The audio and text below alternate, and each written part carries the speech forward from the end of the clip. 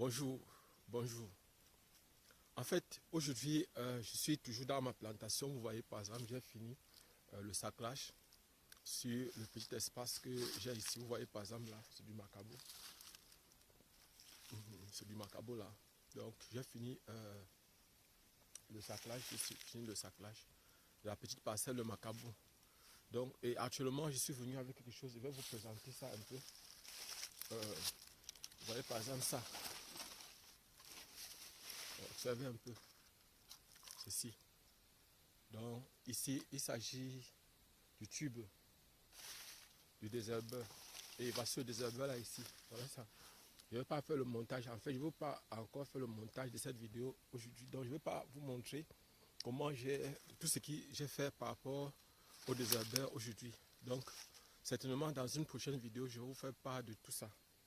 Donc aujourd'hui, je suis venu pour le saclage et puis aussi profiter pour tester notre désherbeur que j'ai acheté dernièrement. Je vous ai fait part de ça dans l'une de mes vidéos, dans l'une de mes précédentes vidéos. Je voudrais aujourd'hui beaucoup plus insister sur les croyances limitantes dans le domaine agricole.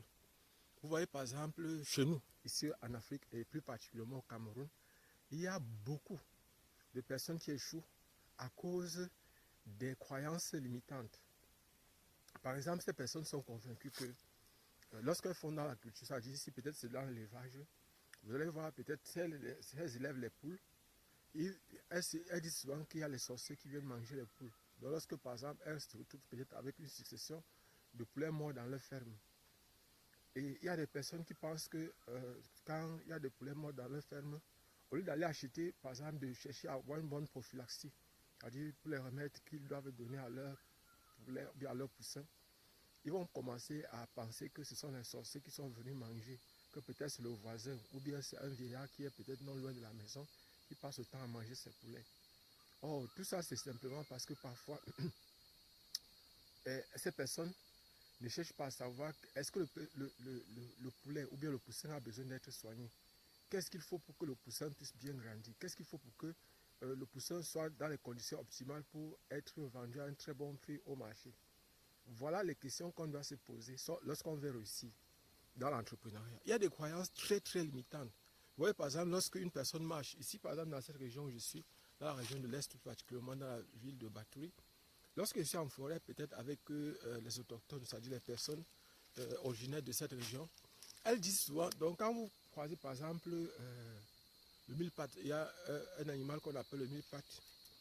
Lorsque vous croyez cet animal-là, ces personnes-là vont vous dire qu'elles auront la malchance durant toute la journée. Donc pour elles, elles préfèrent rentrer. J'ai vu l'autre jour, je marchais l'autre jour, il y avait une dame qui était devant moi avec son enfant. Elle a croisé le crapaud qui traversait la route. Elle s'était directement arrêtée.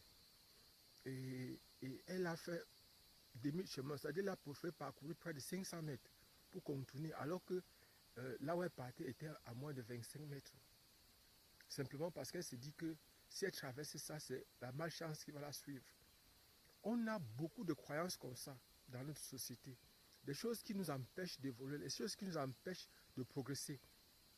On est parfois convaincu que là où on est là, ce sont des choses qu'il faut absolument faire pour ne pas avoir cette malchance qui nous suit. Dans le domaine agricole, il faut savoir une chose. Je vous ai parlé l'autre jour de façon générale, que ce soit dans le domaine de l'agriculture, dans le domaine de l'élevage. Ce qu'il faut savoir, c'est que quoi? C'est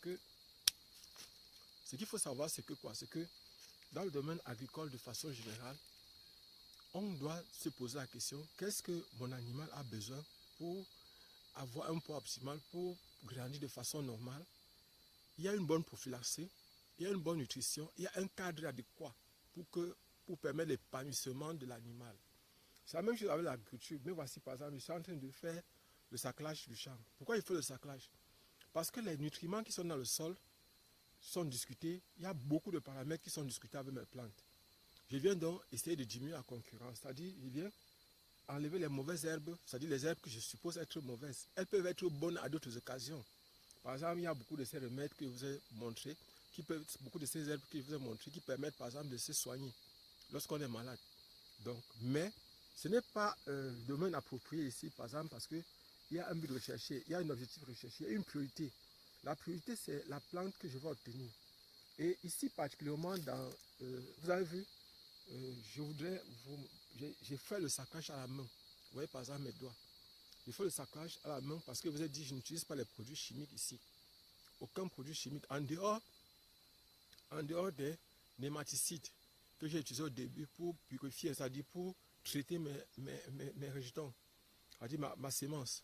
Parce qu'il fallait absolument que je traite mes semences avant de les introduire dans le sol. En dehors de ça, ici, le désherbage se fait à la main. Je fais carrément le désherbage à la main et à la machette. Donc voilà par exemple. Et maintenant, vous avez vu, j'ai acheté un désherbeur. Le désherbeur va me permettre par exemple, au niveau du champ de plantain, de couper toutes les herbes. Donc, pas question d'herbicide. Pas question d'herbicide dans mon champ. Donc, voilà. Et toujours concernant ces croyances limitantes, dans toutes les régions, il y a des personnes, ça dit des choses que quand ces personnes-là, quand des gens voient, elles sont convaincues que soit c'est la malchance qui les suit, soit, par exemple, c'est quelque chose d'horrible qui va les arriver. Et moi, j'ai observé une chose, c'est que chaque fois que quelque chose, c'est vous qui établissez les choses qui vont vous arriver, soit de bien, soit de mal. C'est vous qui décidez, parce que vous devez savoir une chose, c'est que vous pouvez dire, par exemple, que chaque fois que telle chose va vous arriver, alors ça serait ceci. Ce sont vos croyances, c'est-à-dire vous devez développer cela pour que chaque fois, il n'y a que le bien qui puisse vous arriver. C'est-à-dire toute chose qui vous arrive, ça peut concourir à votre bien. Au lieu de voir plutôt le mal partout. Je vous ai parlé l'autre jour dans une précédente vidéo de la dame qui est comme mon mentor ici, qui va m'aider dans le maraîcher, dans la culture maraîcher.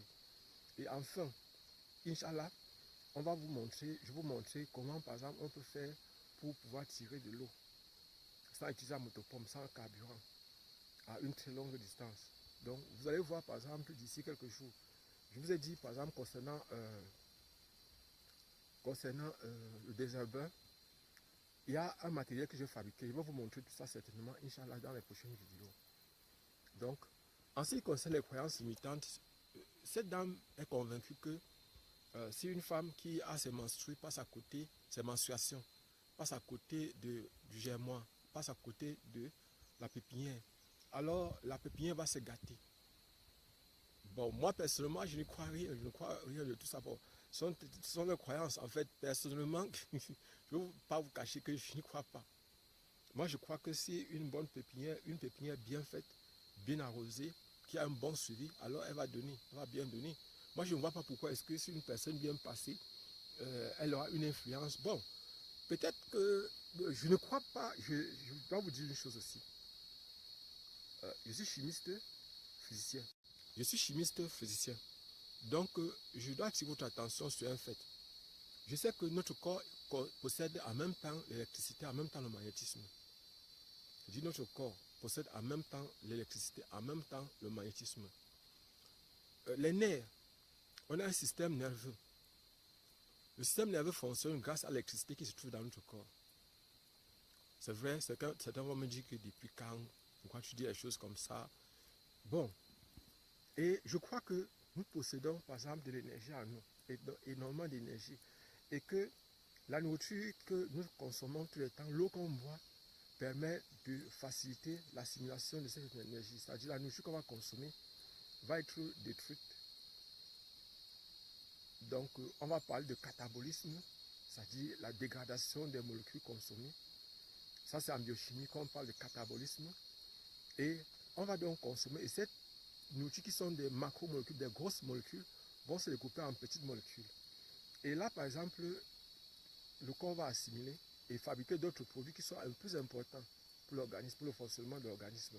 Et quand il y a la synthèse de nouvelles molécules, on va appeler ça anabolisme. Là, par exemple, il s'agit purement de la biochimie. Bon, c'est vrai que cette vidéo, ce n'est pas, j'ai parlé des croyances limitantes.